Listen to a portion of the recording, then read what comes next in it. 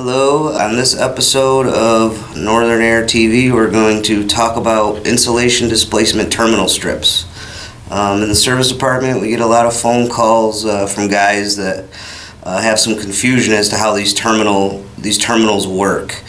And it is a little bit challenging to explain that over the phone, so we thought that would be a great first video to do, is to actually show these terminal strips and how they work. How to use them correctly, and also ways to not use them.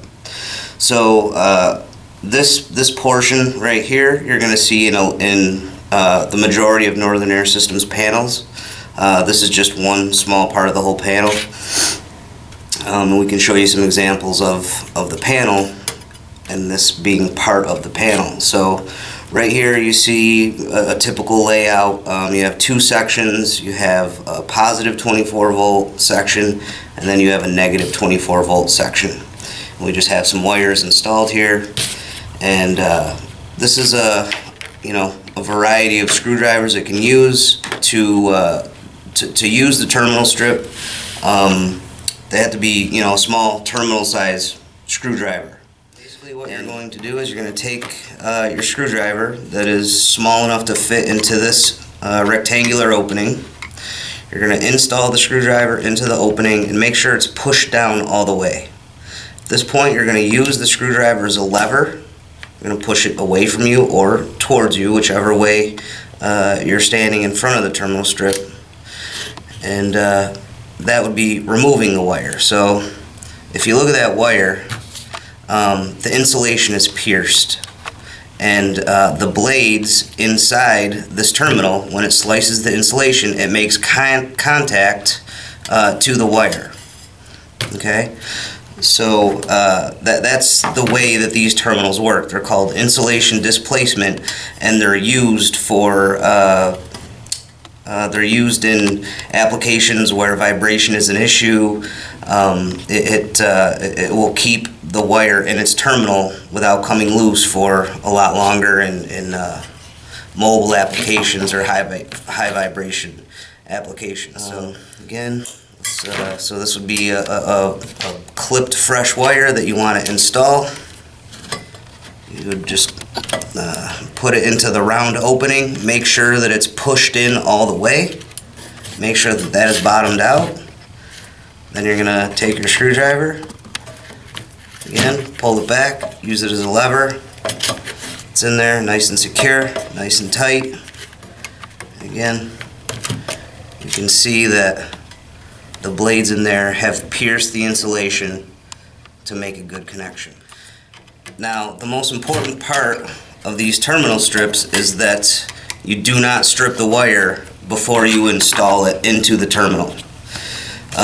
So this would be an example of one way you would not want to put the wire into the terminal, and kind of show you why. So if you were to take a stripped wire, put it in the terminal, it might not pull. See, pulls right out. It's not a good connection. It's not going to hold the wire in place. So that being said, that's why we take a raw ended wire,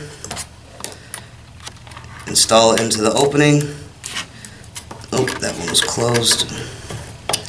Put it into the opening, make sure it's bottomed out. Make sure your wire is bottomed out. And now it's not going anywhere. These terminal strips are good for wire gauges between 20 gauge and 14 gauge wire. You won't have any problem with the wire staying in there.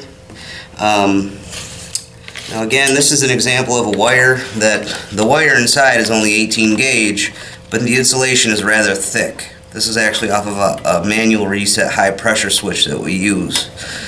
So this isn't going to work because it's too big. So just got to make sure if you had to get a wire this large into there, what you would probably do is cut it short and extend it with a smaller 18 gauge wire that doesn't have this big insulation, so that it fits in there. Another thing about these terminal blocks is, if you notice, this is a whole block of positive 24 volt terminals, and in order to, let's say that the orange here is our feed. We're feeding the block with 24 volts. These red jumpers is going to carry the 24 volts to all these terminals.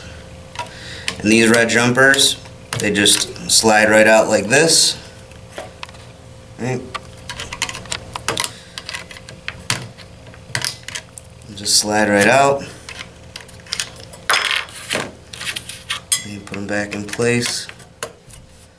Now, another thing that I can kind of show you is a side view of the mechanism as you're closing and opening the terminal.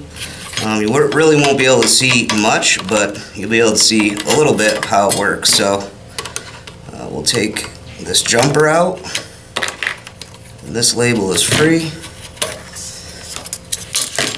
So let me just mount this the other way just to show you.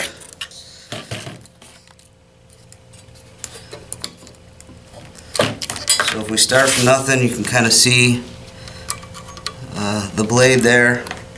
Again, you're not going to really see too much, but you're going to put the freshly clipped wire in there, tighten it down, and this mechanism slides it across the blades, which not only pierces the insulation but holds this wire in place. I think that's pretty much everything with how to use these terminal strips. It's not a very complicated thing. What makes it complicated is trying to explain over the phone how to use the terminal. So this, I think, is a good visual for you to refer to so you can see how to do it. Again, so some things to remember are 20 gauge to 14 gauge wire. You want to have unstripped wires, clean cut at the end, no ferrules. If you have wire ferrules on the wire, do not use them in this terminal block. You would just cut them off and then install it as usual. After you install it, just give it a good tug, make sure it's not going anywhere, and you should have a good tight connection that'll last quite a long time.